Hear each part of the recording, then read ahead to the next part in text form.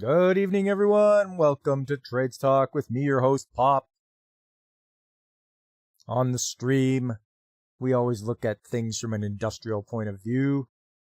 We're going to have a look around and see if there's what good news is going on out in industry, if there's going to be any layoffs, if there's going to be any new facilities being built, see how the economy is doing. We'll also check on some articles about shortage of skilled trades and what's being done about it. But then after that, it's going to be everybody's favorite time, and that'll be picture time. And today is a really special picture time. We'll get to see pictures and videos of my climb up the flare stack. So that's a 200-foot climb. But we'll get to that. First, I just want to say hello to you, David Glenn. Nice to see you in the chat there. And anyone else that happens to be lurking and listening. But first, let's get down to business. Checking on the news, courtesy of the Plant Magazine. There it is. Let's have a look and see what they've trying to pass off as news today. This one caught my eye here. AI could help manufacturers offset tariff costs depending on implementation. Experts. Who are these so-called experts? And how is AI going to help offset tariff costs? I wonder if they'll explain it to us. Or are they just going to be like, ooh, magic? Let's see. Manufacturing experts say there are specific ways integrating AI into the sector can help reduce costs and improve margins in the face of trade tensions, but note it won't be a silver bullet.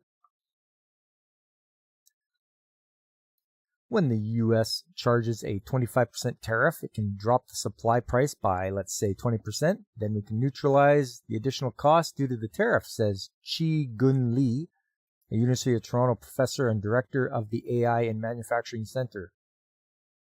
Of course he's going to say that. Oh, yeah, okay, yeah, we've got unsolicited spamming in the chat here. Okay, that's no problem. Let me just stop what I'm doing. Let me stop everything. Let me go here. You go here. And boom, you're banned. How do you like that? Unsolicited, you will be banned. So, enjoy. Let's see. Currently, he said AI adoption in Canadian manufacturing is widespread and interest is high across the board, but implementation is at very different stages for different companies. Some firms made investments years ago and are now quite advanced. There are also stark differences between the U.S. and Canadian industries, said Jason Myers, CEO of Next Generation Manufacturing in Canada. He said that on average, Canadian firms have a huge advantage over their U.S. counterparts because we don't rely on volume of product out the door. I don't know if that's an advantage, honestly.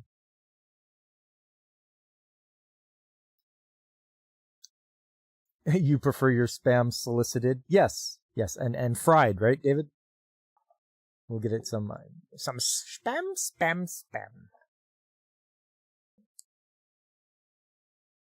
We rely on being able to specialize products, being able to specialize services for customers, and that's where AI can really come in to help.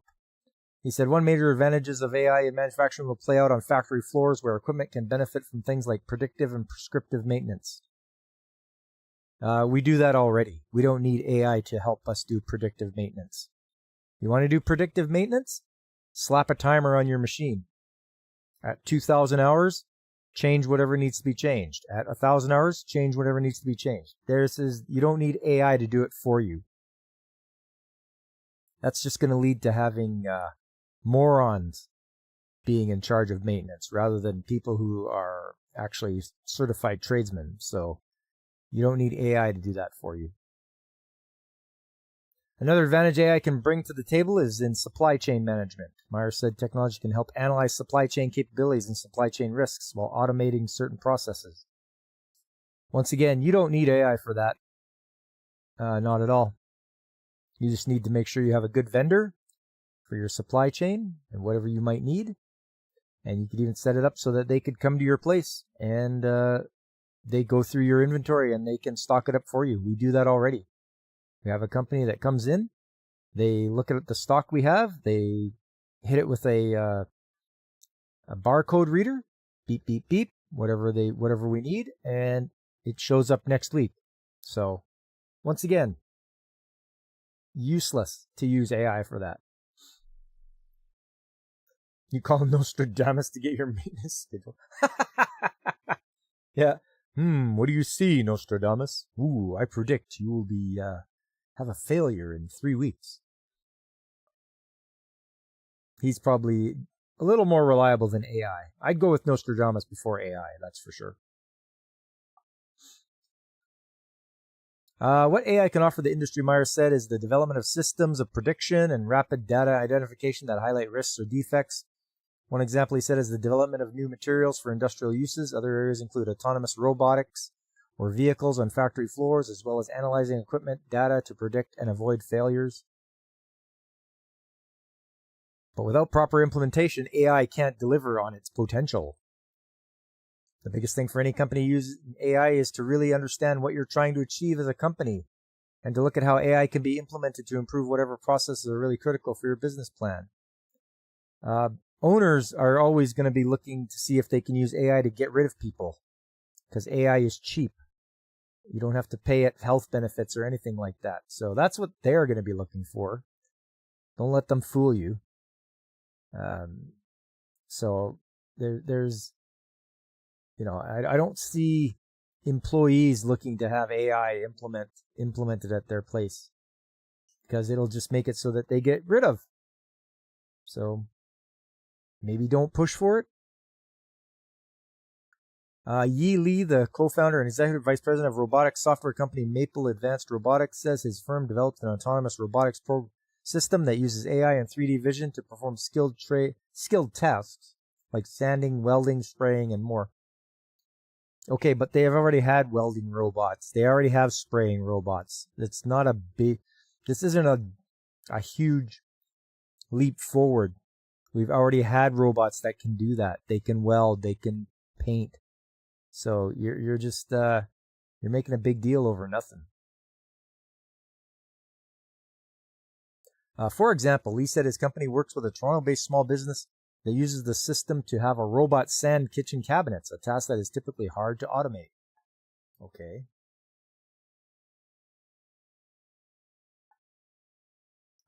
Just having a little bit of my evening tea here.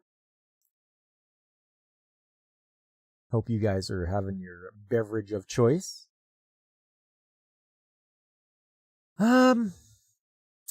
Each door is a different size. So if you use robots in a traditional way, it's going to take a lot of programming time. I doubt it. What do you consider a lot of time? Really, all you have to do is just get one guy to set it up. Anyways, yeah, it's with his company's approach, it can take about 4 seconds to generate a panel using a scan, which in production is nearly real time. He said the robot can reach a maximum daily output of about 350 panels per day over an 8-hour production period, equivalent to the output of around 3 or 4 workers doing the task by hand. See? Right there, they've lost 3 or 4 workers. So the owners will love it. The presidents of the company are like, oh, this is great. Don't have to pay anybody. One other specific use case for AI in manufacturing is quality inspections, according to Lee. I think the machine learning-based image processing is way above the level of performance that humans can achieve, he said. I doubt it. I think we have a better eye on things and can have nuance and a better look over things than a one-dimensional eye can from a camera. Myers said it's important to keep in mind that AI doesn't operate on its own or in a manufacturing environment. Instead, he said it needs to be integrated alongside tools like sensors and be able to read data from equipment. AI is only as good as the data that you're feeding into it. So data quality is by far the biggest problem that any AI implementation faces. While some firms have successfully implemented the technology into their production processes, others face barriers. He said that for small firms, the cost can become an onerous investment. He added that some tasks can be challenging to address using AI, especially if data is limited. Myers said there'll also be a skills gap for manufacturers adopting AI into their operations, where people with data analysis skills will be vital to the implementation. He also highlighted cybersecurity as a potential issue. The more digital you become, the more you open yourself up to cyber risk, he said. Okay. I don't see it helping very much. Like they're touting all these things it can do, but this is stuff that's being done already without AI. All right, let's see what else is here. Blackline Safety appoints the guy to a board director. Ontario government supports Electra Battery Refinery with $17 million investment. Oh, Electra Battery Refinery. Okay. Okay, we're going to be talking about batteries. I expect Godzillionaire to show up any minute now. The government of Ontario has announced a proposed investment of $17.5 million to support the construction of a cobalt sulfate refinery by Electra Battery Materials Corporation in Temiskaming Shores. The funding provided through Invest Ontario is part of a broader $100 million project aimed at increasing a domestic capacity for processing critical minerals used in electric vehicle batteries. The facility, once completed, will be the first in North America dedicated to producing battery-grade cobalt sulfate, a key component in lithium-ion batteries used in electric vehicles. Once fully operational, Electra's refinery will reportedly support the production of nearly 6,500 tons of cobalt annually, strengthening a critical part of Ontario's electric vehicle battery supply chain. According to the Ontario government, Electra's project aligns with the stated goals of the province's critical minerals strategy, which seeks to meet the global demand for critical minerals by leveraging Ontario's natural resources through increased domestic processing capacity. In a press statement, Electra said the facility will serve as the foundation for future growth initiatives, supporting Electra's plans to produce other battery materials to strengthen the resiliency of the North American supply chain.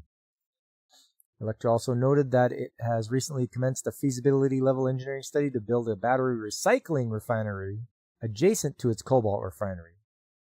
The company said it also contemplating a second cobalt sulfate facility in Bécancour, Quebec, and a strategically located North American nickel sulfate plant. We'll see how that does. They say they're going to invest, but we've seen before that the battery facilities get scaled back because there isn't the demand. The car manufacturers are scaling back their electric vehicles, and that affects the battery manufacturers, the places that they're going to manufacture the batteries. They get put on the back burner as well. So I don't know about this. To wait and see whether they're going to actually do the construction.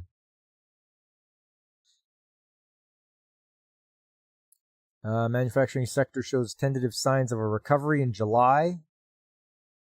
Yeah, see all that talk and yapping it up about the tariffs? They were just, they're just crying wolf. They're just trying to get everybody all whipped up into a frenzy. Cletton inaugurates modernized Quebec facility. What is Cletton?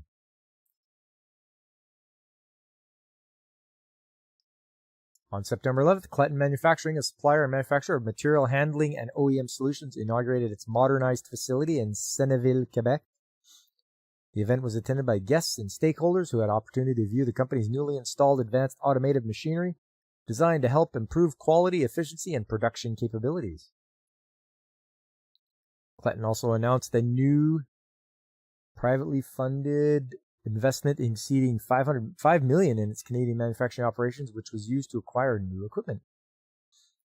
These investments reflect Cletton's long-term vision, combining innovation and automation to deliver next-generation solutions for industrial and OEM customers, said Braden Green, COO of Tenekip Group of Companies. We're not just adding equipment, we're unlocking new possibilities for our customers with robotics, automation, and high-performance technologies now integrated into our processes. we're better positioned than ever to support the growing demand for Canadian-made solutions. The upgraded facility reportedly features several systems that trump a machine tool manufacturer from Trump. Clayton says the new equipment also includes automated laser cutters, bending cells, and punching systems capable of processing thick steel around the clock. These Industry 4.0 driven technologies allow for faster turnaround times, higher precision, and expanded customization around Clayton's product lines. Clayton's new manufacturing capabilities give us the flexibility to expand our product offering while maintaining the high standards our customers rely on, said Glenn Watt, CFO of TenEquip Group of companies. From a business standpoint, this is a smart and strategic evolution that enhances our ability to deliver value at scale. Clayton is part of the TenEquip Group of companies, a Canadian-owned and operated organization. The group also includes TenEquip Limited, SCN Industrial, and TenEquip Foundation. Okay. Whatever, they've expanded. But I think that's going to be it for the news from Plant Magazine. Yep, we're all caught up there. Let's move right along to this one here. Duron, Ontario calls for greater respect and support for skilled trades amid labor shortage. Duron, Ontario, a trusted name in Canadian construction since 1959, is using its latest feature interview to spotlight a growing concern, the skilled trade shortage and the need to value the people and materials that make infrastructure last. According to BuildForce Canada, 257,000 construction workers are set to retire by 2032. At that time, housing and infrastructure demands are increasing across the country. Duron warns that pushing for cheaper, faster builds can lead to safety risks, costly rework, and premature failures. Hey, what's up, Kitty Bear, over on Rumble? Geez, didn't see you there for a moment.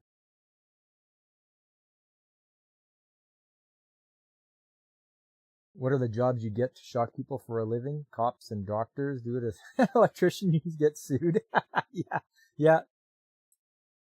Stupid if you think about an electrician. You are not allowed to shock people, yet as a doctor and cop with no papers for electricity, you can just go around and shock people.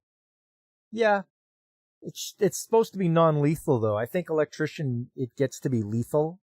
Whereas, a doctor or a police officer with a taser and all that, it's supposed to be non-lethal.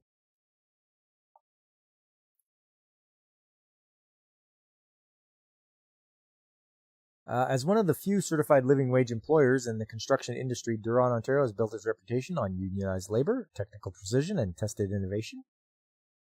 Their latest material, Duromastic, a polymer-modified mastic asphalt proven in Europe, has shown exceptional durability in Canadian conditions, lasting over 8 years in high-traffic areas like the Toronto Eaton Centre without major repairs.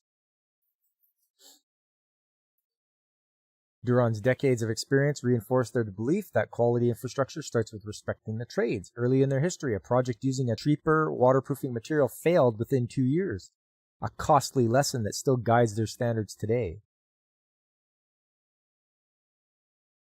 Duron, Ontario encourages individuals and communities to value skilled trades as essential, respected careers.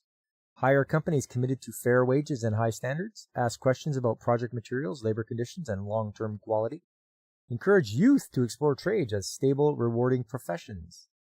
We don't just build structures, we build communities, the spokesman said. Everyone can play a part in making sure those communities are built to last.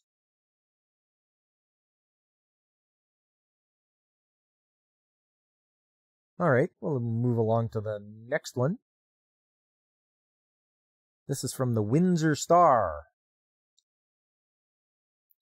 Opinion. For nation building, Canada must invest more in nation builders. Well, I hope so.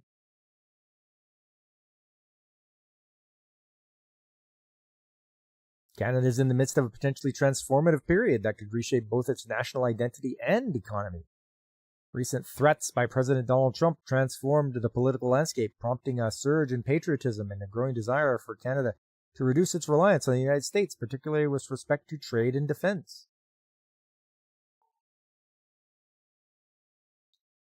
In response, a major cornerstone of Mark Carney's election platform was a commitment to building Canada's trade and energy infrastructure. Since forming government, the Prime Minister has moved quickly to introduce BC5, aimed at dismantling domestic trade barriers and granting the federal government expedited power to approve major industrial projects. The bill passed quickly through committee and the Senate.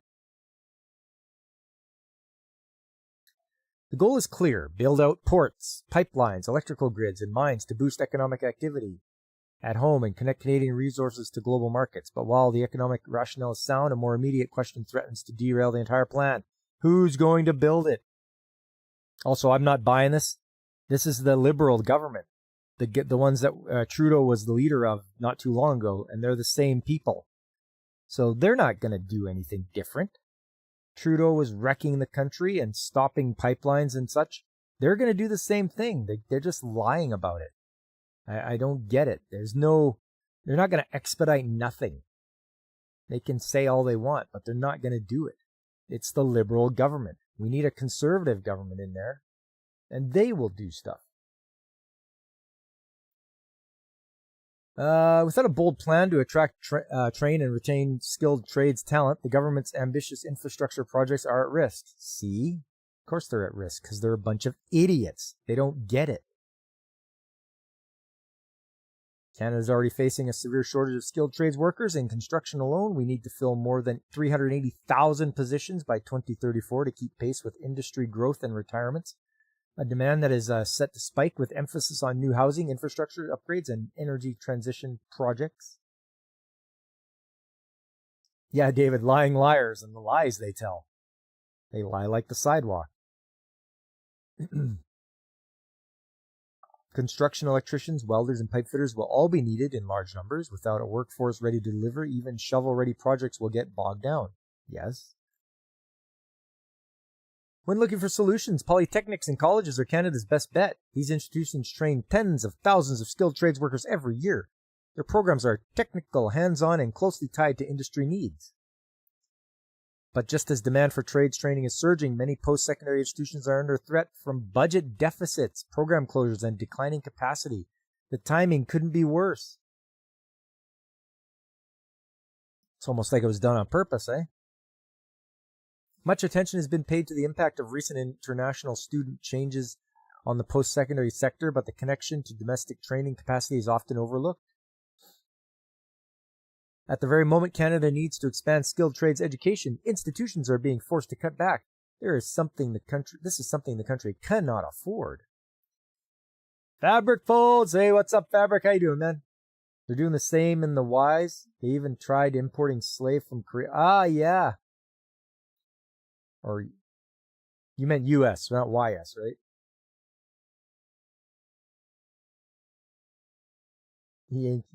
Yankee states. Yankee. Oh, carpet bagger, you Yankee.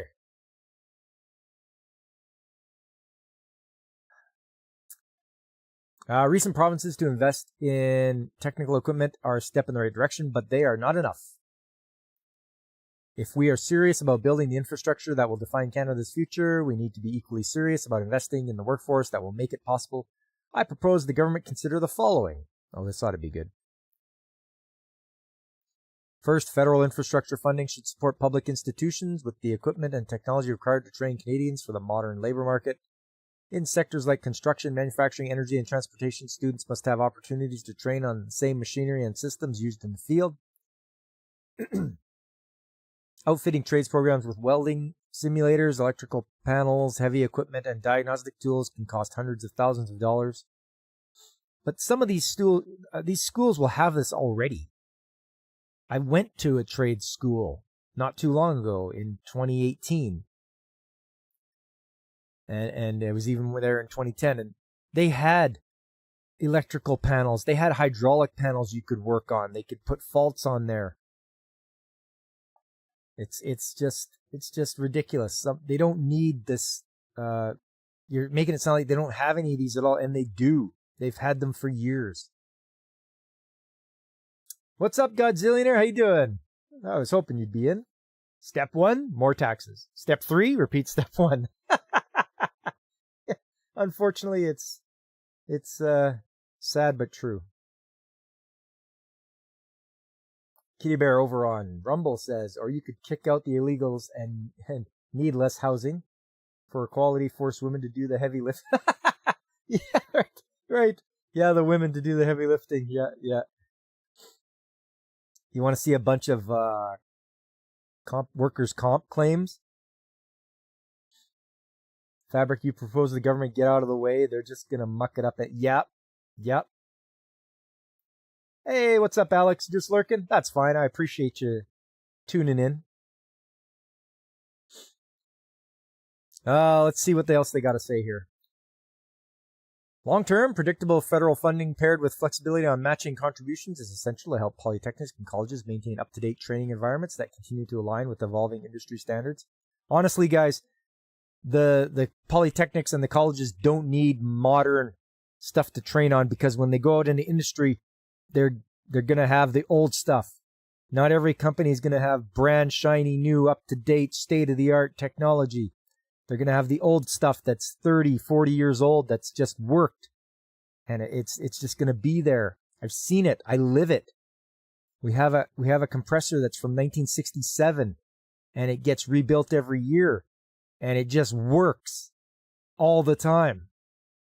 So that's what they should be focusing on, not worrying about having the most modern stuff, because not every company has the most modern stuff.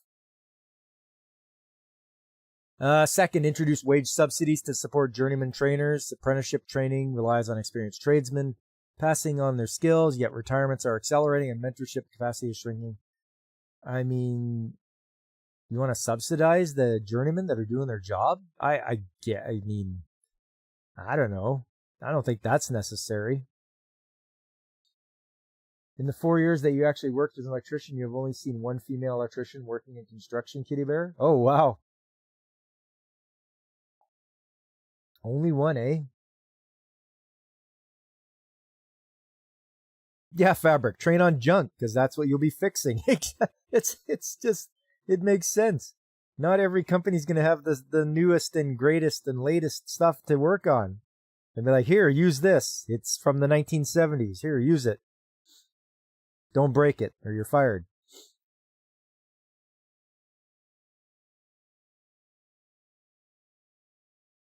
Third, establish apprenticeship intermediaries to support employer participation and improve completion rates. The Canadian Apprenticeship Service focuses primarily on attracting new apprentices and subsidizing first-year employer training.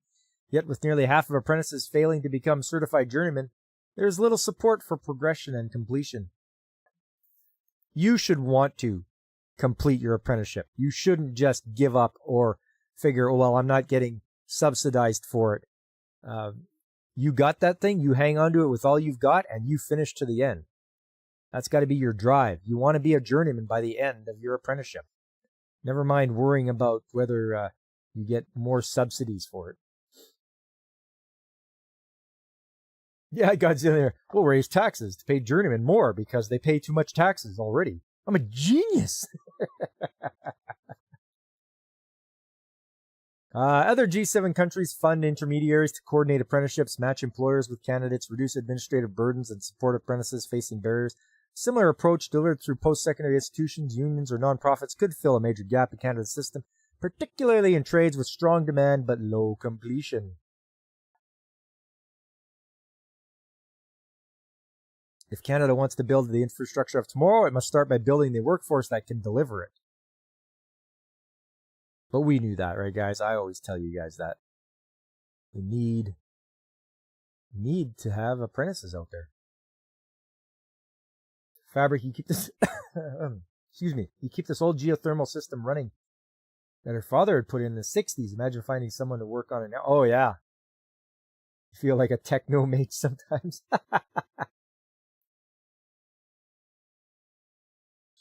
Kitty Bear is a large site. You have 100 electricians working there, so 1 in 100 is just 1 year over 1,000 houses were... Oh, wow. 1,000 houses were built. That's crazy. You're not a techno mage? This one's from the Daily Commercial News. U.S. registered apprenticeship, a key tool to goal of 1 million apprentices annually. This is interesting. In late April, U.S. President Donald Trump signed an executive order that directed his secretaries to come up with a blueprint to reach and surpass 1 million new apprentices each year. That'd be something else, guys. If we could see 1 million new apprentices each year. Also, I want to see the ratios of what some companies would have, because you have to have a ratio of journeymen to apprentices.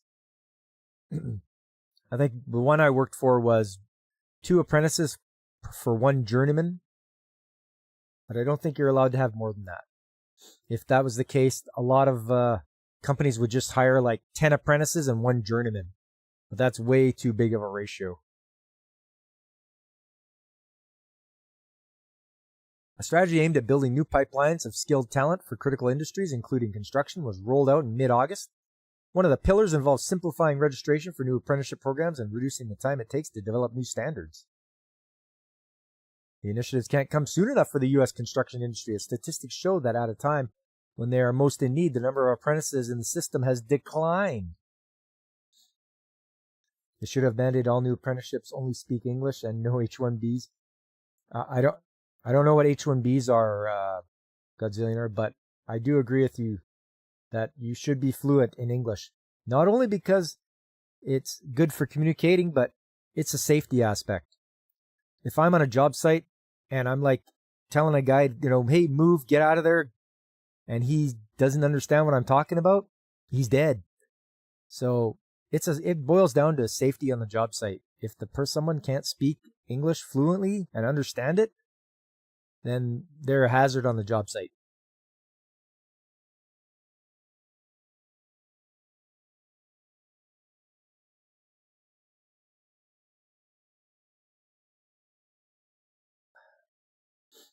Oh, H-1Bs are foreign work visas. Thanks for clearing that up, buddy. Here we go. Data in the Registered Apprenticeship Partners Information Database system shows 678,000 apprentices in the system in 2025, a decline of 0.16%. Wow, that's hundredths of a percentage. They're doing 0.16.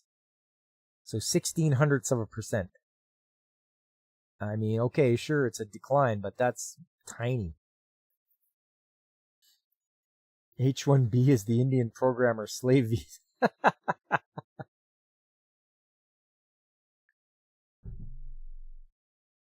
Adding fuel to the fire, government-registered apprentice programs haven't scaled up fast enough and are failing to yield enough construction workers to keep up with the severe shortage, according to an analysis of U.S. Department of Labor data by the Associated Builders and Contractors, a nonprofit, nonpartisan American research organization. According to the research paper by RAND, another nonpartisan U.S. research organization, plans for new factories, new tech hubs, and even new homes are about to crash into the fact that not enough people work in construction to turn those plans into hammer and nail reality. That one bottleneck threatens everything from America's competitive edge in high-tech manufacturing to its exit from a grinding housing crisis, says a summary posted about the research paper.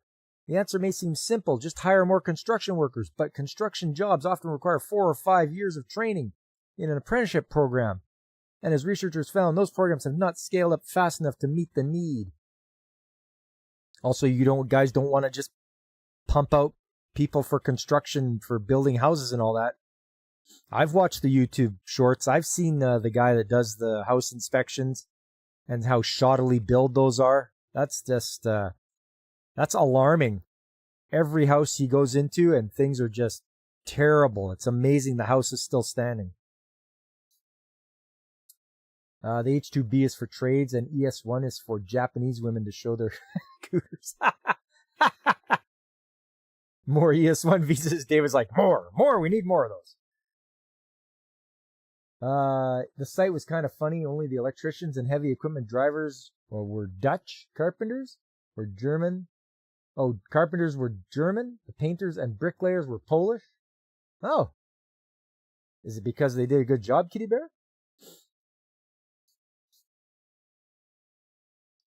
The article is crap. The housing crisis has nothing to do with supply. Interest rates and prices are just too high. Yes, I'll agree with that, Godzillionaire. They just went out of control. You don't know what the plumbers were? You never met them? Yeah, well. Electricians and plumbers usually don't get along anyway because they put stuff in their way. Each one of those, like, when they want to run plumbing, there's wires in the way. When they want to run wires, there's plumbing in the way. Marwan Al-Fakri, a labor economist and associate policy researcher at RAND, notes the impact could be substantial. The cost to build anything will go up. Housing will get put up on the back burner, but will also fail to meet a lot of our benchmarks for new manufacturing and semiconductor facilities. There just aren't enough people to do the work. ABC estimates the projected construction industry workforce shortage will be 439,000 in 2025. The Bureau of Labor Statistics pegged the shortage at 447,000 in 2024 and figures that over the next decade, the annual shortage of skilled trades will be close to 500,000 and grow as the years go by. Well, yes, of course it is. We've talked about this before, guys. Demographics. You can follow the chart and see who's aging out. In what year will the boomers retire and all that other kind of stuff. So that's just simple demographics. You don't need to be a freaking genius to figure that out. Or maybe they do need to be. I don't know. The title should be some MBA blathers on about trades. It sounds like it, doesn't it, Fabric? I thought this would be a good article. Kitty Bear, not enough people back then. There was too much building to go on in the country. Okay. He stated the ABC Champions GRAPS as part of the diverse solution to workforce development needs to solve the construction industry's demand for skilled craft professionals. Meanwhile, RAND estimates that roughly 1 in 8 high school graduates would have to take up a trade to meet the number of new construction workers required to keep up with demand in 2025 alone. Okay, so 1 in 8 high school graduates, that's no big deal. I don't see a problem with that. That's good because politicians are not genius. Yeah, they are not. They are the least genius of all. In fact, anyone that's a true genius, like really, really high intellect, they off themselves, is from my understanding. People get to that high intellect level and it gets to them. It gets to them being able to understand and comprehend so many things and how things actually work, and they can't take it anymore. So sometimes being ignorant helps you out. So let's stop using tax money to subsidize college education and increase subsidies for trades. Hey, there you go. Godzillionaire with the plan. It is good because it showcases the complete ignorance these people have about trades in general. Yeah. That's true. That's true, Fabric. Well, we can just cut it right there then at that one. But I saw this one from Forbes. This title here, quick to learn trades jobs. Okay. Quick to learn. I took offense to that right off the bat. Hey, what's up, Tanker? How you doing over on the old Twitch side?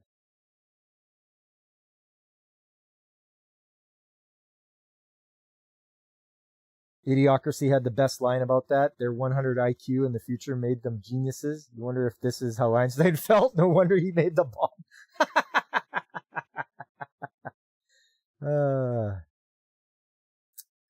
There's a guy that really regrets probably doing what he did, but yeah. Same him and Oppenheimer, I bet. Kitty Bear, being around stupid people will drive you over the edge. The reason why you prefer to be alone. I can understand that. Yep. Oh, here we go. Tradesmen often spend years perfecting their craft and rising through the ranks, but many trades allow for quick access to the profession. Forbes advisor analyzed the different trade specialties and spoke to industry experts to find some of the best and most promising trade careers that offer accelerated pathways. Below we spotlight 8 quick-to-learn trades, highlighting what it takes to break into the field and what benefits await you. Okay.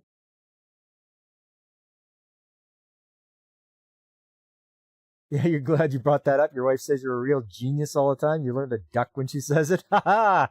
See, you can be taught.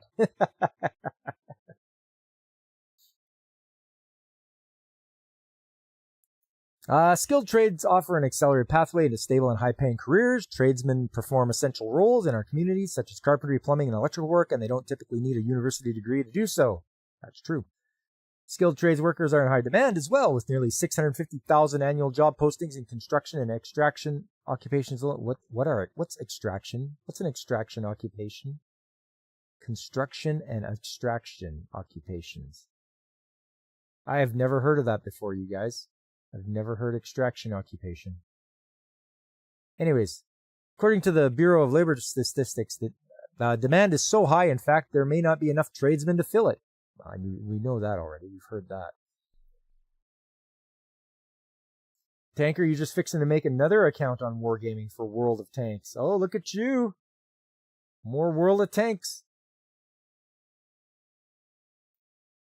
The trades industry faces persistent skill shortages affecting project timelines, safety, and industry growth, says Juanita Douglas, Executive Director of Tradeswomen Incorporated, a support organization for women in the trades. The ongoing shortage of skilled tradesmen presents a strategic opportunity to attract and train more women into these careers. Only if they want to. You can't force them. Stop trying to force them into it if they don't want to do it. Here's a question from Kitty Bear. Why, if there is no teacher that can teach all subjects in school, do kids have to learn all subjects? That's a good point. And I could go off on a real tangent about how in the early 20th century that John D. Rockefeller affected the education system in America by dumping money into it just to make it so it changed into your memorization and recall rather than learning a classical education using grammar, logic, and rhetoric, which is how they were taught before the 20th century. That was a traditional or classical education. They switched over to the way he wanted to do things so he could train workers for his factories and keep them just smart enough to do paperwork and operate machinery. So that's what that's all about. It's not the modern education system was wrecked by John D. Rockefeller. You guys can have a peek and look it up. But I've studied and I've looked it over, and it's like, yes, he did a lot to ruin the education system, till it benefits him, because he was the first billionaire because he owned Standard Oil and he could just do whatever he wanted. Pickpockets. There you go. Yeah. Tanker's got 13 to 15 accounts with tier 10s on them. That's crazy. Yeah, the government's good at extraction. Real good. Yeah. All right. How long is trade school? The length of trade school depends on the trade, but usually takes between 3 months and 2 years. I'd argue that. I mean, 3 months of trade school, you're just like, what occupation are you taking that only takes 3 months? I took 18 months to do my trade school, and that was a self-paced learning. So you could take, as long as you want, but it was self-paced, and yeah, maybe it took me a little longer than most people, but I was working at the same time, so. Training length may also depend on the type of credential you pursue, with certificate and diploma programs usually taking less than 1 year, whereas associate degrees can take up to 3 years. You will not get in Canada, you won't get an associate degree in a trade. 3 months of trade school, you can trade stocks real good, brah. That's right, Godzillionaire. They used to teach calculus in high school, now they just teach them to get high. Yeah.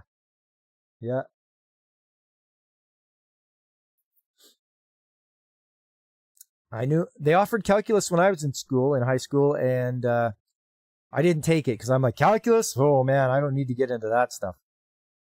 That's way too high for anything I wanna learn. But here they are, the fast trades to learn. Carpenter takes 6 to 12 months for a diploma and 1 to 4 years for an apprenticeship.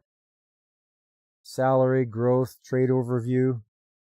Electrician, 6 to 12 months for diploma, 4 to 5 years apprenticeship. Yeah, that's about right.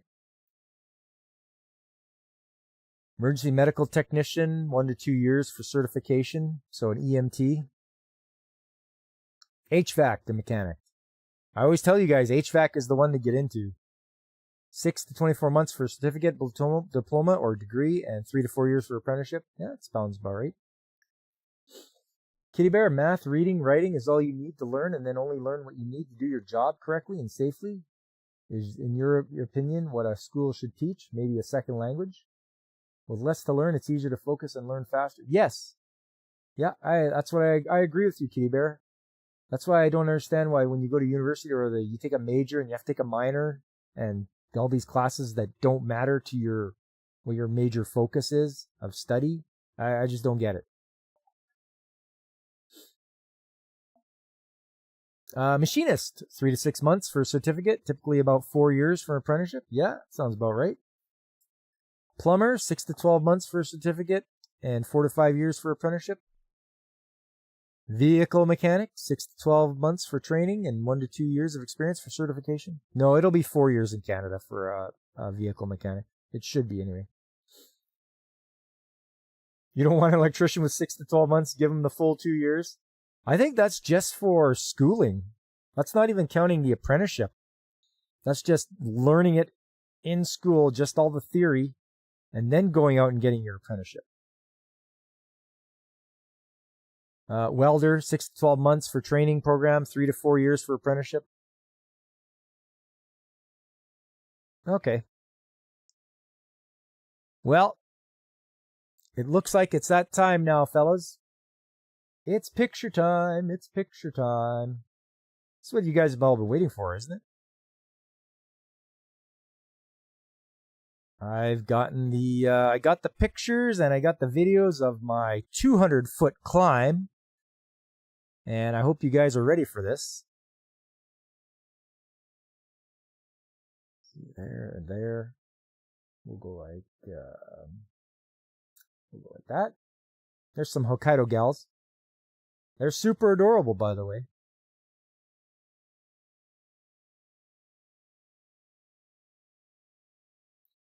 Well, this AI crap electricians that can set up power for a server farm will own a mansion. Yeah.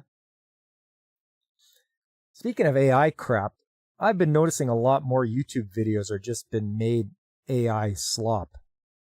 And it's disgusting. And I won't watch them. This is garbage. You guys, I will not do AI for this channel. I can guarantee you. Pop's channel, 100% AI free. None of that garbage here.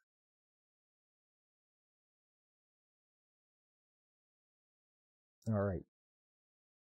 So, all this was for me to go and change some lights because according to Nav Canada, you can only have one light out.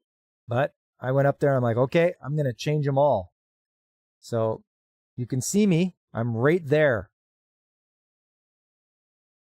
with my back to the camera. The other employees got the drone out and they brought the drone and took some pictures of me working on the lights up here.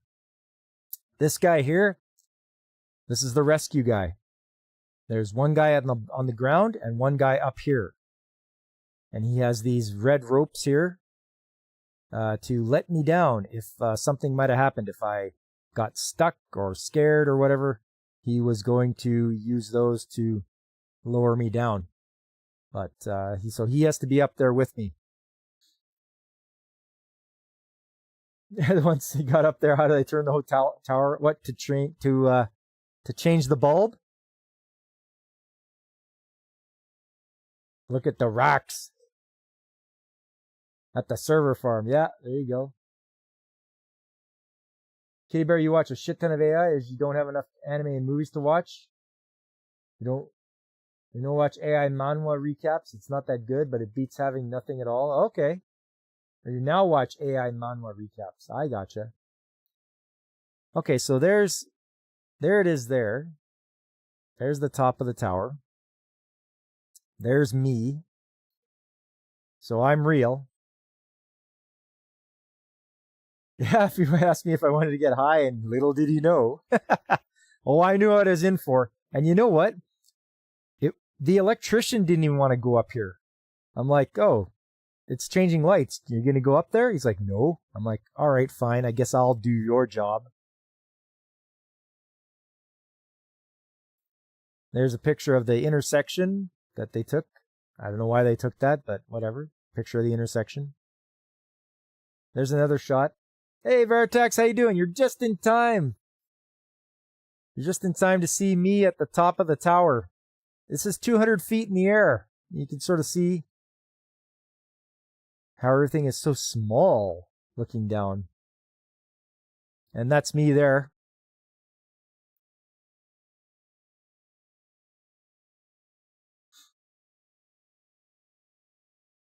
There I am there.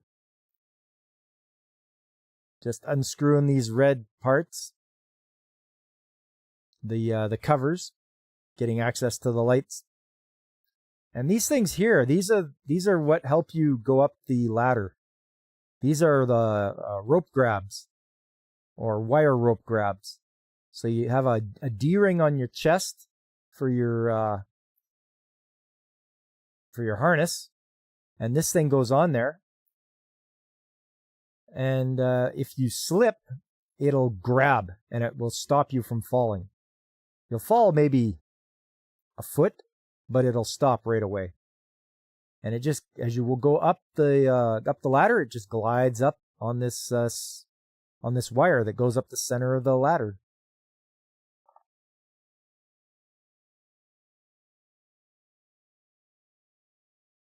Fabric says he listens to long manhwas when he's driving to callouts. It helps pass the time. Hey, all right. David, you climbed a radio tower once high on mushrooms? Because that just seemed like a good idea, right? Oh, well, might as well climb that tower.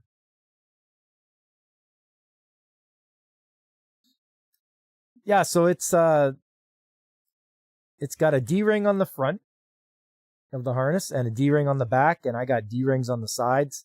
I got D-rings everywhere, man.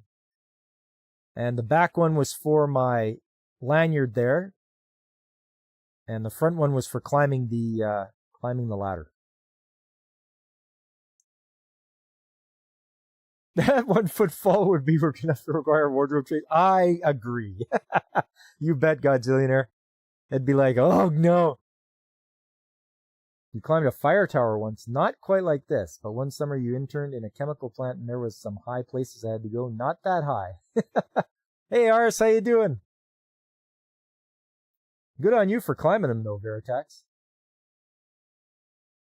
Kitty Bear, you remember the first time you had to go up the scaffolding? You used to have a real fear of heights. Your coworker took your toolbox up while you went up, your shaking legs. Yeah, that'll do it. Took you 2 weeks to get used to it. Yeah, some of those can be really sketchy, eh? Just so you guys know, this is the safety guy, the rescue guy. So when you climb up the tower, you need a rescue team. So this guy's there, just in case there's any difficulty. And there you can see the wire going up the middle of the ladder.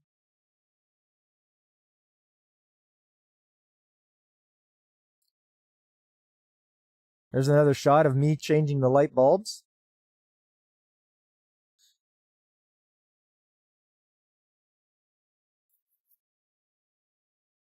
Calciners and whatever those things were that ammonia came out of when burned. Scrubbers get so hot. Yeah, I bet. That's why we're only allowed to climb up here when the flame is off. So right now, this flame is off. There's no gas going to it. There's no spark. We're not allowed to climb up here when the flame is on. And there's the other set of lights right here. And I'll be changing those ones as well. But yes. Quite the view. And actually down here is the evaporation pond. If it evaporates anymore, I think, Fabric, I think they're going to find some bodies or something, you know? Some previous managers. There's a better shot of those the wire rope grabs.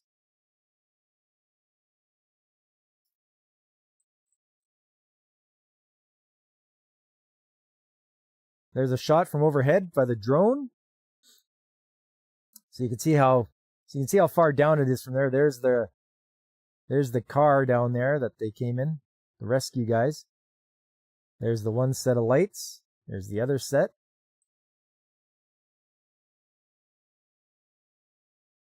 So yeah, very, very high up. Here's some video now. This is the climb, all right? Here we go. I'm getting the camera ready.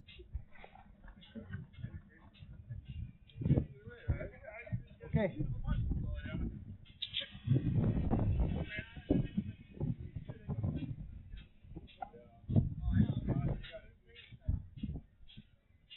Here we go. Okay, this is the full climb, you guys. Up we go. 240 feet is almost a football field tall. Yeah? Yeah, it sure felt like it. You'll notice on the wire. Oh, not there yet. Not there. There, right there. So these things, these brackets hold the wire in place, and the fall arrestor, the rope grab, will at least it has to work its way over this, which is really neat because it just works its way over the bracket. How many people does it take to change a light bulb in Canada? 3. At least to change one on top of a tower. At least halfway up, you just see the camera tumble down. Don't think I wasn't worried about that, Godzilla. I'm like, oh, I better not drop this thing.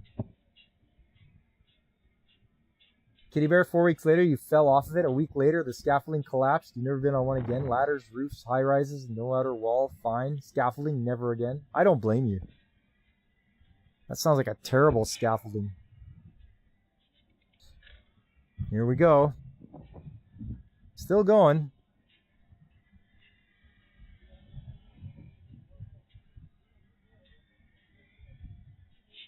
How many minbari does it take to change a light bulb? None. They surrender just before finishing the task and never tell you why.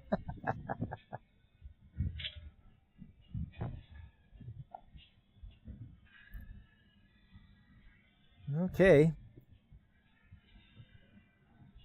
Well, we're 2 minutes into the climb. Oh, okay, we've changed color now.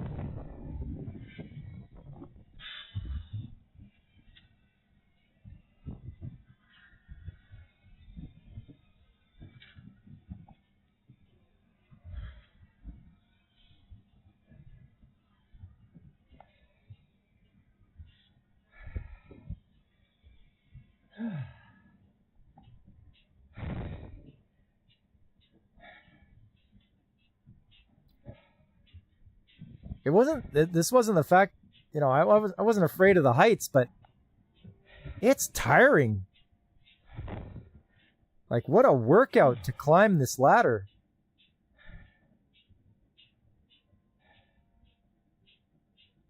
I'm not that out of shape.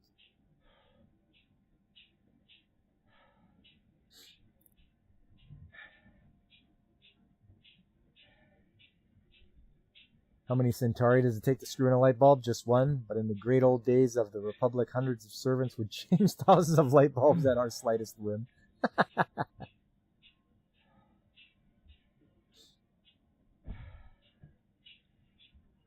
Rest break after I get to the top. Rest break after I get to the halfway mark, Veritax. I'm taking a rest break right now.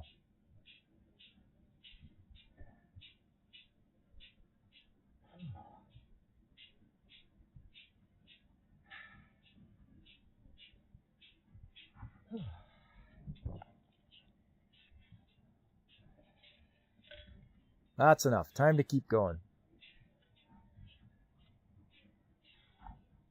I've got my tool bag that has my a few tools and the light bulbs with me around my neck, so I'm taking that up with me as well.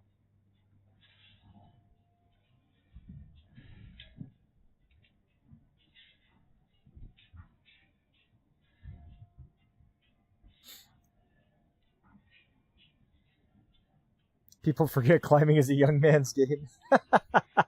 Yeah. That's what I get for skipping leg day. It was my forearms, actually, that were... they weren't... I'm not going to say they were sore, but I sure felt them. There we go. Now I'm at the halfway mark. Here we go. Now I have to switch lines. I have to switch from the one line on the ladder to the line on the next ladder going up. So this is the 100-foot mark. Adjust the camera a bit. There's the red safety line. And I'm just sitting on the grating and just taking a break. Now I have to adjust the line grab.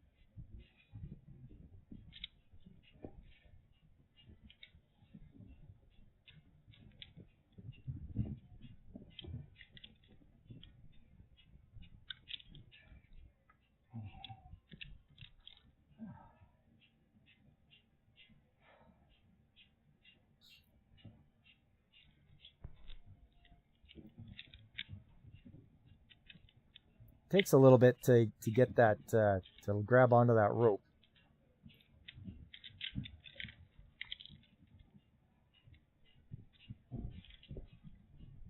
You can sort of see when it pulls down on it like that, it stays there. It grabs onto the line.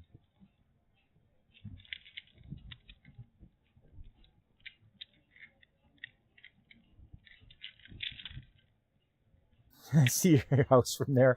Not quite. It is flat enough, but no.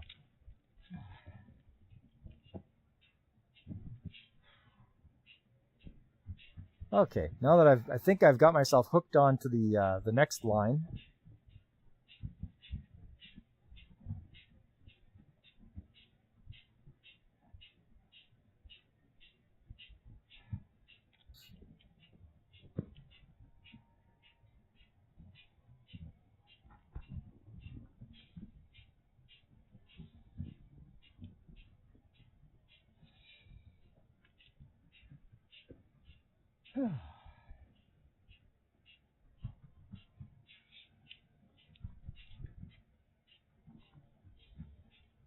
Okay, I think I'm getting ready to go.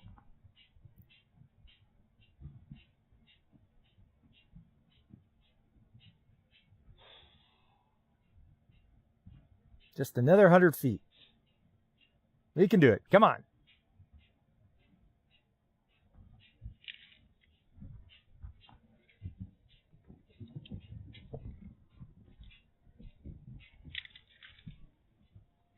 Yeah, looks like you have a 15-mile-per-hour wind. That'll add to the pucker factor.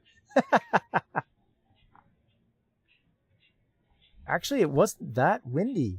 At least I didn't think it was.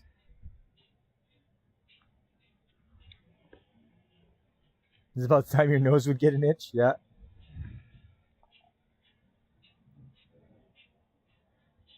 Make sure you go to the bathroom before you make this climb.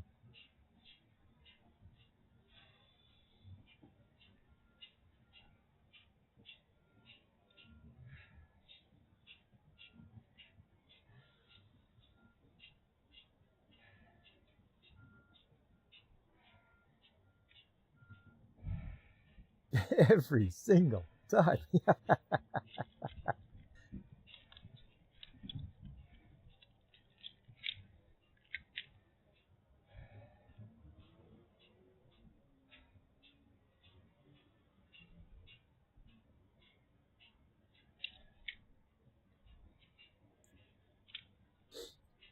You can see the curve of the earth.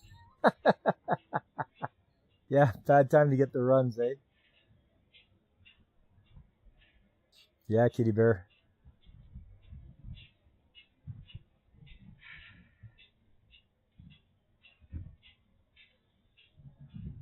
Here we go. You can sort of see there's the guy wires that run from the tower to the ground for stability. You sort of see them off to the sides there, left and right. Okay, we're changing color again.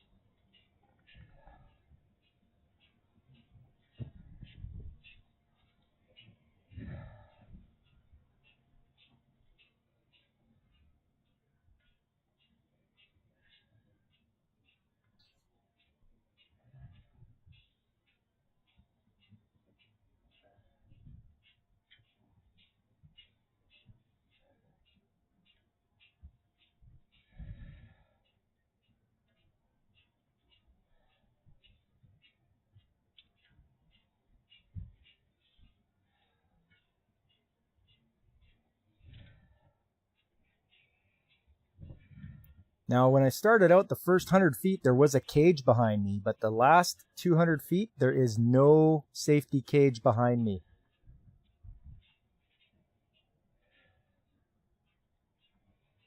So that's a little unnerving.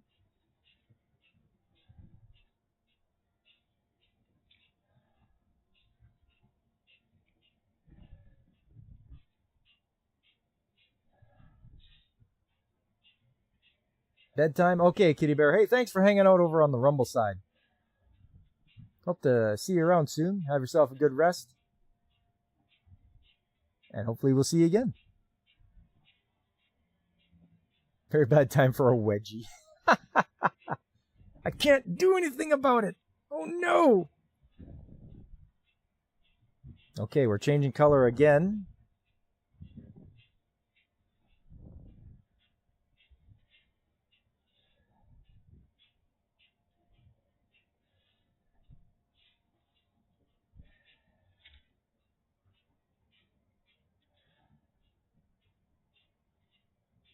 It was a nice day for it, though. Nice and sunny. Not a lot of clouds. Just a slow, steady climb. There's some more guy wires.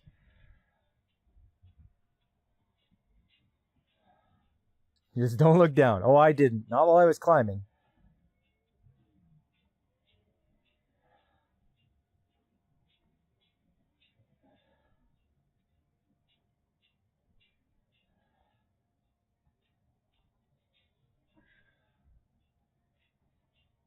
I was looking up more than anything. I wanted to see where the next landing was.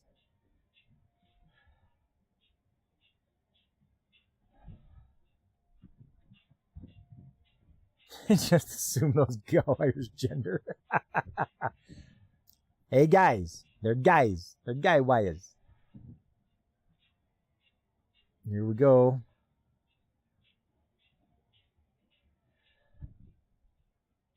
It's a long, steady climb.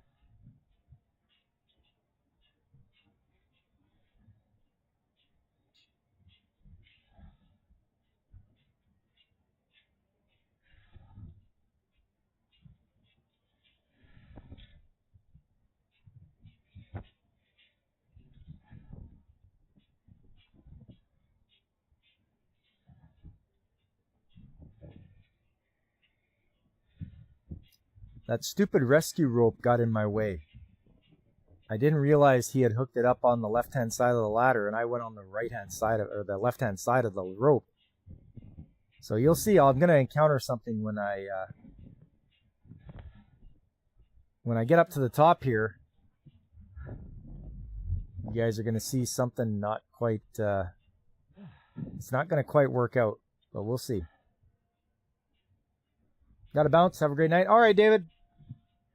Thanks for coming out, man. Good to see you. Veritag would be chauvinist to point that job on a few gal wires. Think you broke into song by this point?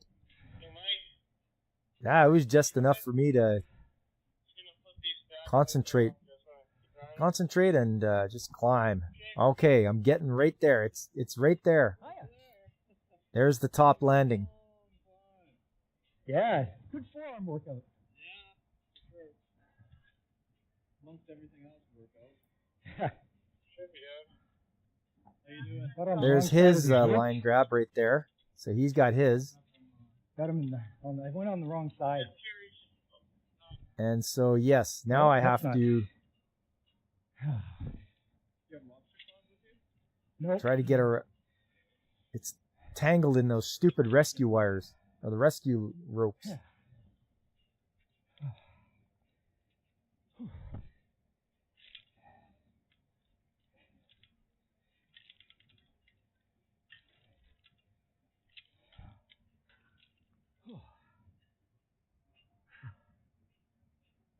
Need to take a break. Yeah, no problem. Take all the time you need.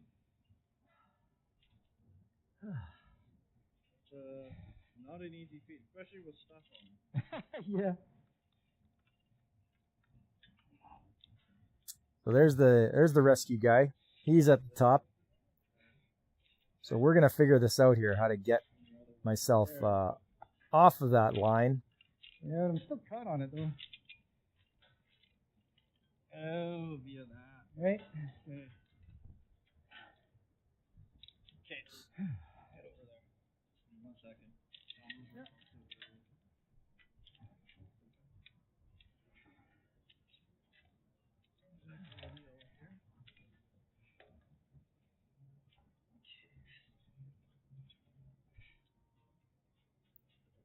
Okay, so he's gonna move his safety ropes. Okay.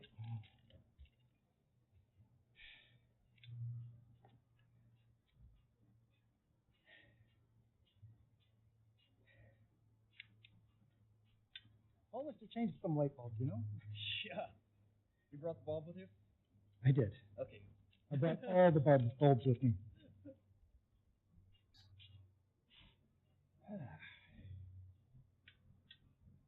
We'll get this all straightened out here.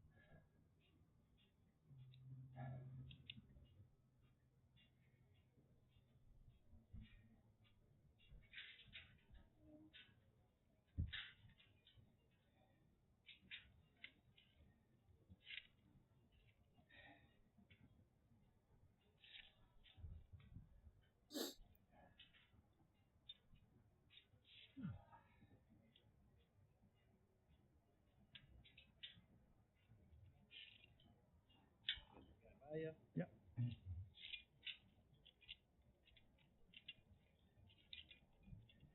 There's gonna be a promotion after doing that. I don't want to be in management.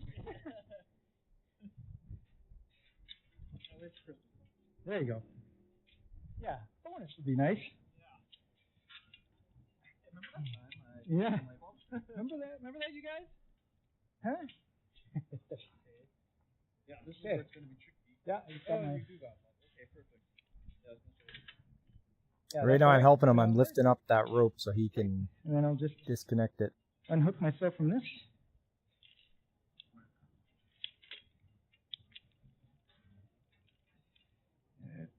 Pull down, twist, push in. Yeah, they made 3 movements now instead of 2, like it used to be.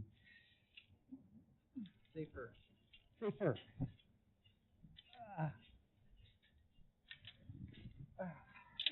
There we go. On the platform. Yeah, arm rest. Like, wow. Yeah. It's gonna get you a little bit dense too. Forearms. You got, like I said, you got the stuff. And me bringing up the ropes, it doesn't. As farther up you get, of course, the harder it gets to. Yeah. Like the guy who was calling us bringing up the cable, I'm like, I don't know how he did it. He's not a very big guy at all. All right. Get up here, said something about you.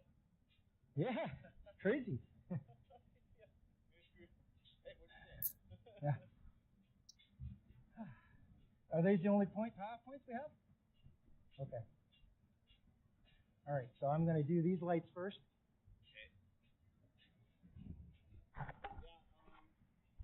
Even on this side, it's pretty. I do not trust it at all. Like kind of cut out part of it.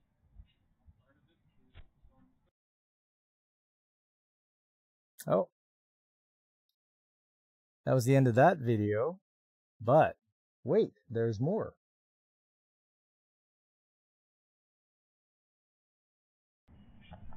Not a lot of grading.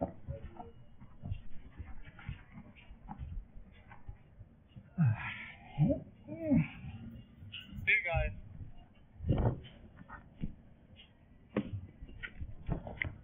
Take off my tool bag.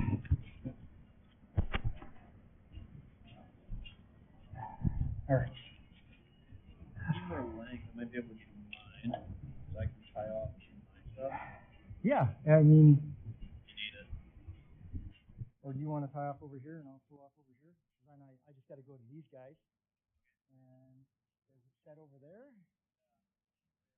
Okay, here we are at the top. Just getting my lanyard sorted out.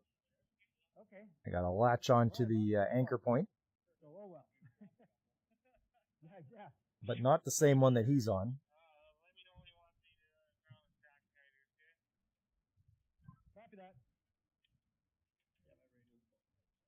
look at it.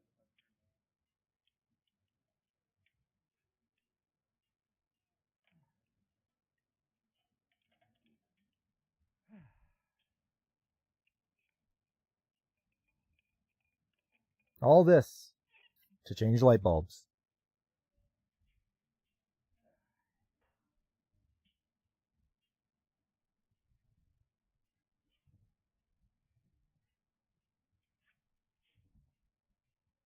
Lights are off, right, Jared?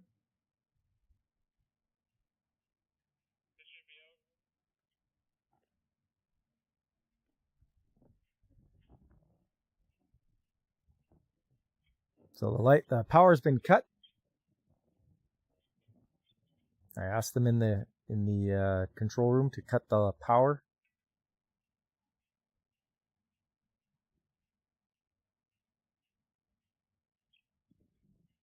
Do not sneeze. Achoo! Oh! Light bulb gone. They're actual traffic bulbs, yeah. Yeah, traffic signal clear bulbs, yeah.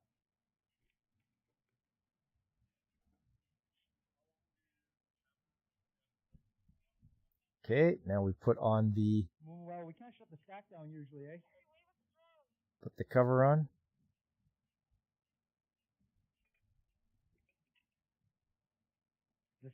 We don't usually ever shut the stack down. There's usually always a flame up here. Yes. Come on. Yeah, I get them to turn the power back on before I leave Godzillionaire. It's just prudent, right?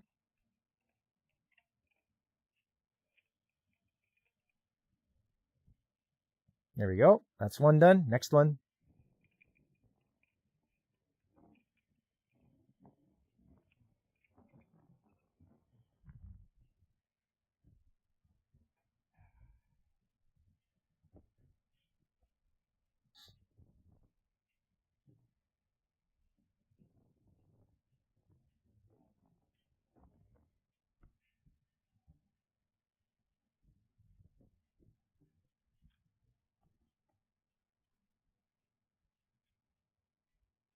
Darkness encroaches, yet Blake's light endures. What's that?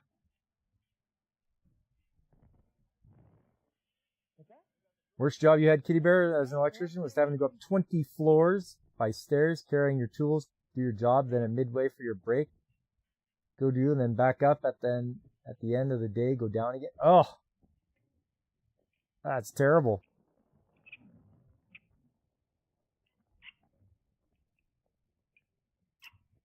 By the circuit and the filament, let radiance return. Very poetic, Veritax, by the way.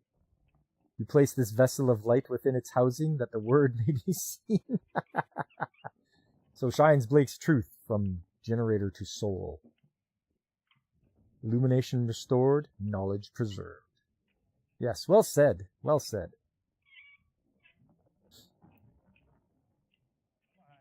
I get the stupid thing back on. These damn glass enclosures. You gotta screw them on just right.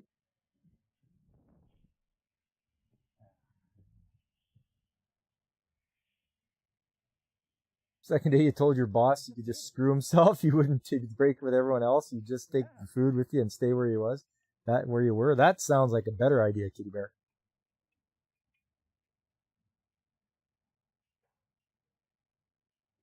It's a Comstar chant. It could be. Now my camera doesn't cling to my my pocket as good as it could, so you can't really see me changing the second ones.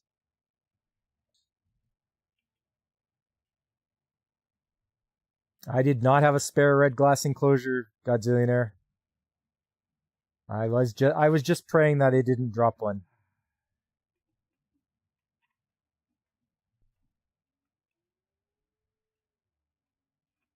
Ba weep, grana weep, nini bong. It's the universal greeting, Veritax. I learned that from Cup.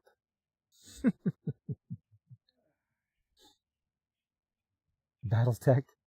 Long live House Kurita.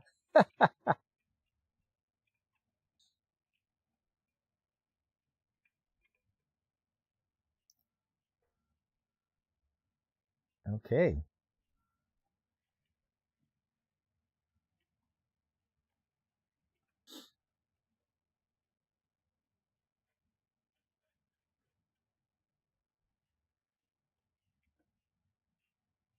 Yeah, Kitty Bear. Going up and down the stairs would drain more energy than the actual work. I would think so.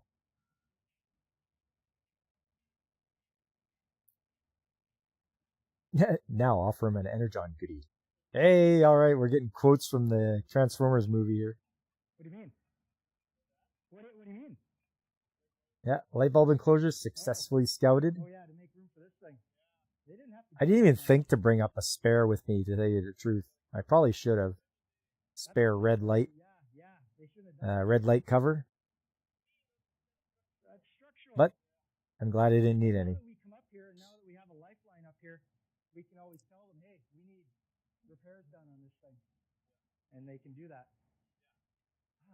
So yeah, no other lights up here, right? Should be all changed. I thought there were 6. Okay.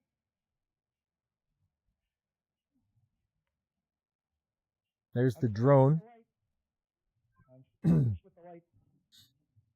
What's that? Yeah, like on.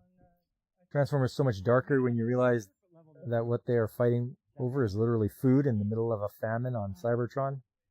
It's the energy. Yep. Yeah, I will.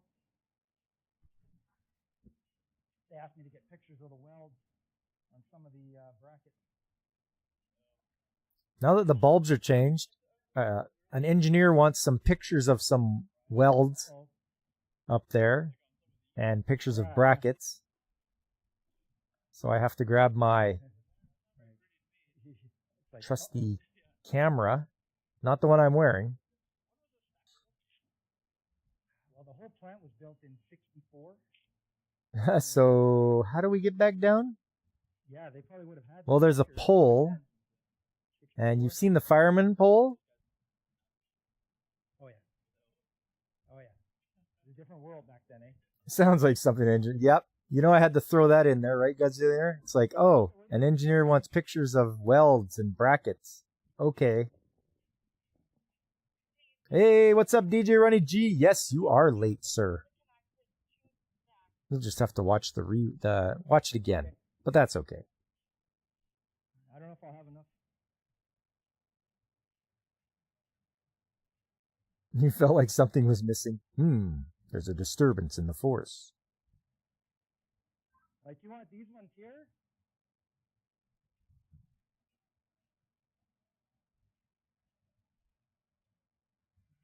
He wants a pic, make him climb. Yeah. Oh, you want a pic of it? All right. You climb up here. Yeah, hey, I forgot my camera. Can you bring it up to me?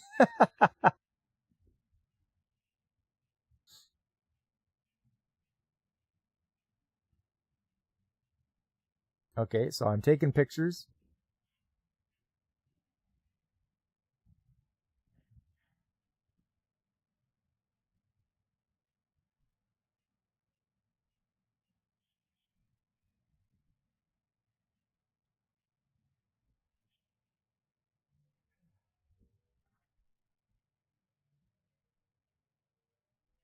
All right, I got a few shots.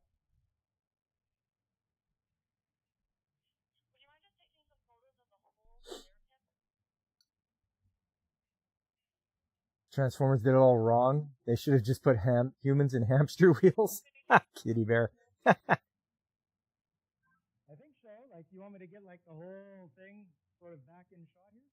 Yeah, there's the camera. Taking pictures. The old trusty Canon camera. That thing's got to be at least 10 years old now.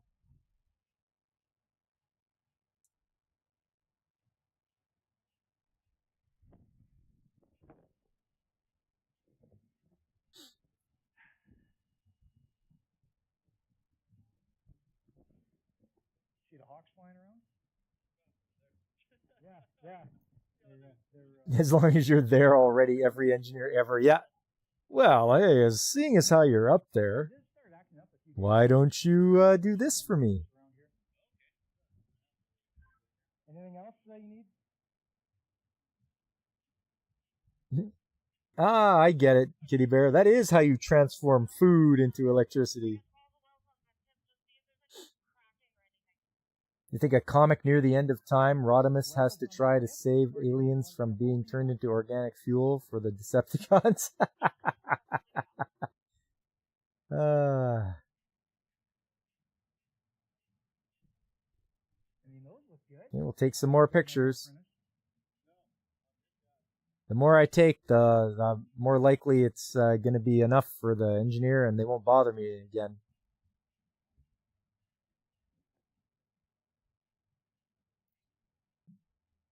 Pictures, taking pictures. Want to see what the weld looks like? There's what the weld looks like.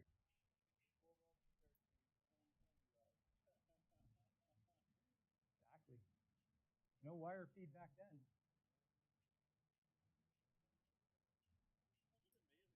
They wanted pictures of the igniter, and they wanted me to see if I could see sparks when they activated it, but I couldn't. I could only hear it. I'll hear a tick, tick, tick, tick, tick. Heresy detected. Oh no! Yeah, I don't think we use a helicopter or anything like that. You're sure? Yeah, you're sure the engineer would be willing to go up there if they could? Yeah, yeah.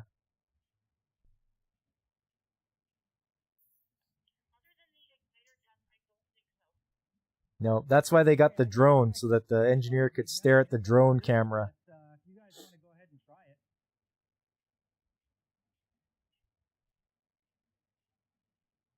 it. Less carbonized than you expected? It's not too bad, yeah. I mean, there's the one, but Yeah, DJ, the old igniter. yeah, you'd have to look at it from Some electricity. I think to see any kind of sparking. And that's why we have the drone.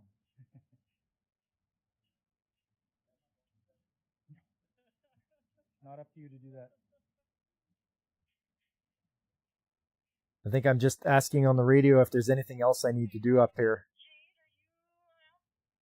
Is there anything left to do?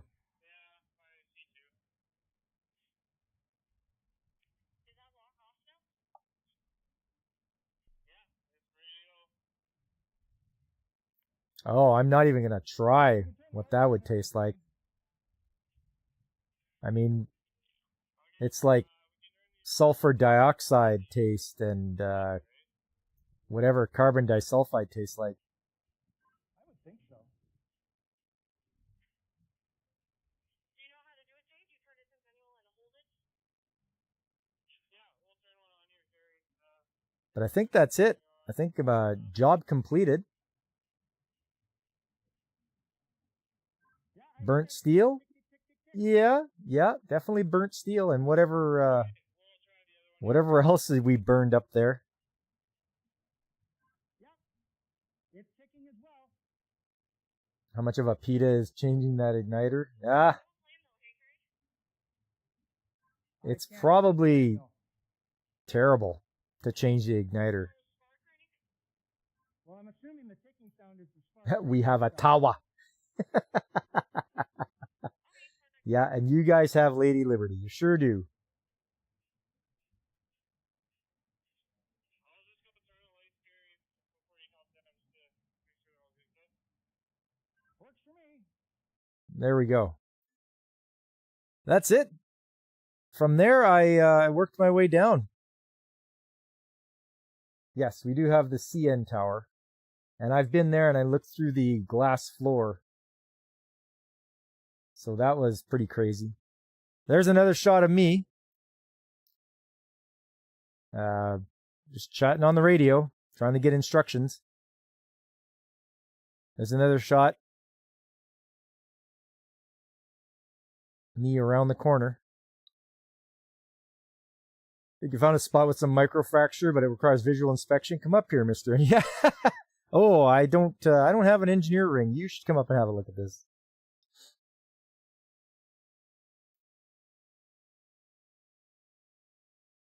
Yeah, right on, Alex. Glad you enjoyed it. It was something, all right. I think I think they took some video from the drone too. Here's an overhead shot. There's a little further away. You really get some idea of how high up we are here.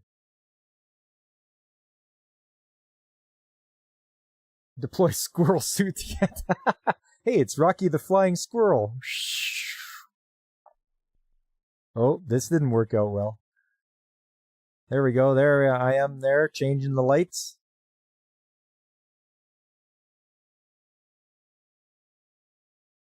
There we are. There's a panning shot they did.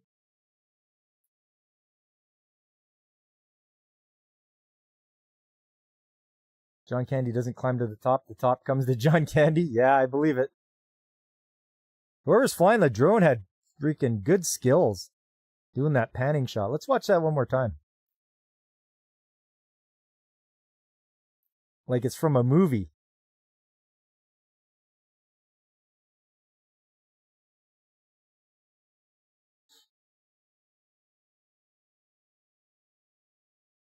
Kitty Bear, the Transformers movie should be called Transformers The Food Wars.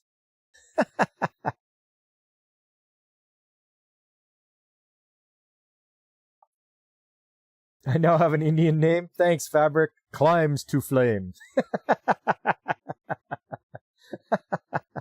I am honored, sir. Thank you. Here's another good one. I'm taking pictures, and I'm getting pictures taken of me taking pictures. And they pull back, and there is the other facilities in the area. So there's these are a couple different companies just in the area where mine is. And you can see in the background, just lots of farmland.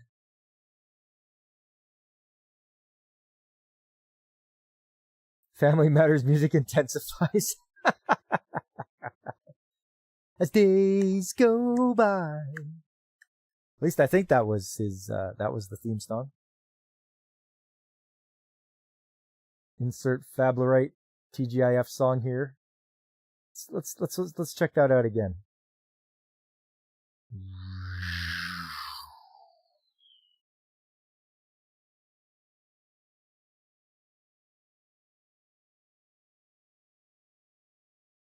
There we are.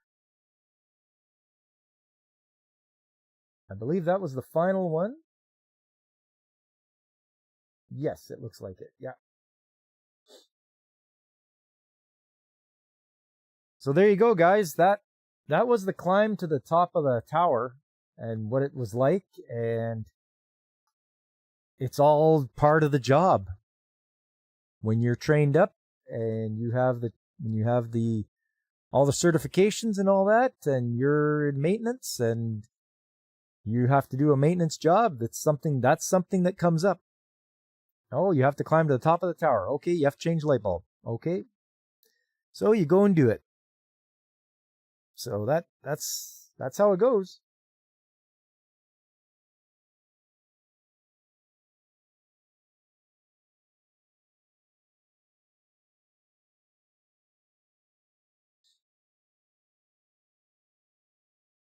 So yeah, that's I think that's about it for me tonight. Oh, Kitty Bear on the Rumble side. Oh, I've heard that one before, Kitty Bear. I've heard that joke before. I just want to thank you guys for coming out here. If you missed it, don't forget you can do on the rewatch. You can see all the pictures and videos of the long climb up the tower. And that's 200 feet in the air. So I just want to thank you guys for coming out. Remember to hit that like button if you're on YouTube. Subscribe if you haven't already. Maybe this doesn't concern you guys a lot, but I'm just saying that everyone's experiencing the views going down and the watch hours going down. But it's that, man, it hits us small channels really hard.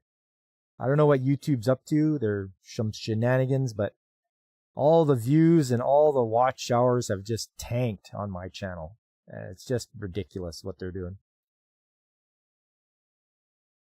But when I'm not streaming, you can check out some other people that stream, like Pacific 414 or DJ Ronnie G, who is in the chat. Brandon the Anime Guy, or Carl at the RNG Podcast. Tomby, or Angry Canadian, Nerd Portal Lifeform. There's everybody's favorite Penguin Punkwaddle. And also Infinite Metal. He does streaming on Kick and Twitch. A lot of retro games. And then there's my one of my favorite VTubers is Call Me Kixie, and she streams on Saturdays on Twitch. A very wholesome and family-friendly VTuber. So you can always, she's very welcoming too. So you show up there, she's very friendly. Coming up, you guys, if I'm not working on the weekends, Saturday we'll be starting Oracle of Ages. So I finished Oracle of Seasons last Saturday. Now it's start Oracle of Ages. I'm going to enter the old code and get myself all situated for playing that one and finishing that one. I hear it's very puzzle intensive, so hopefully they're not too incredibly hard. But I hope you're ready for that. Oracle of Ages will be on Saturday. Then on Sunday, Anime Chat. More paying tribute to the 1970s of September. Just tune in. You're going to see 70s anime. Some you've heard of, some you haven't, but they're all good. They're all good because they've all were back in the day when it was all hand-drawn. And they didn't have to stick with just a 12-episode season or anything like that. They just went. And that's I liked it because they didn't pull any punches. They, if somebody got shot, they got shot. There was blood. People got punched, beat up. They didn't sugarcoat it. The 70s were a different time, and people were a lot tougher, and they could put up with seeing that sort of stuff. So that's why I like 70s anime. Oh, thanks for dropping the link in there, DJ. Aris will be streaming tonight, so stop in and see Aris. And Snacks. Snacks is live now. Probably him and Punkwaddle. A little bit of nip and nag, I'm assuming. So be sure to drop in and see those guys. And then we're back to Tuesday again, guys. I'm going to have more pictures, more videos, because shutdown is one of the busiest times of the year for me. So I have to spring into action, and I'm going to bring my camera with me, bring my body camera with me, and just get lots of video of the stuff that's being taken apart and worked on and put back together. So you can join me for that. Oh, Ashita no Joe comes to mind. Yes. Yeah, that's a good one. I liked it. If Kitty Bear, if you were a real YouTuber, you'd make an intro telling people if there's any ad on your stream video to buy another similar product that didn't have an ad. Example, Coke shows buy Pepsi instead. That's funny. Yeah. If you see an ad for Coke, go and buy Pepsi. Buy the opposite. Oh, and Snowdub is also live. Okay. Yeah, Snowdub's all right. I like watching his stuff. He's building Yoda's uncle's cousin's puppet. What does that make him? Absolutely nothing. All right, guys. I really had a fun time tonight. I hope you guys did as well. I hope you enjoyed the 200-foot climb with me. Punkwaddle's walking the neat with Cubert. Hey, I like Cubert. Keeps things grounded. Kitty Bear, that's the only way to keep ads of your videos? Yeah. Yeah, I believe it.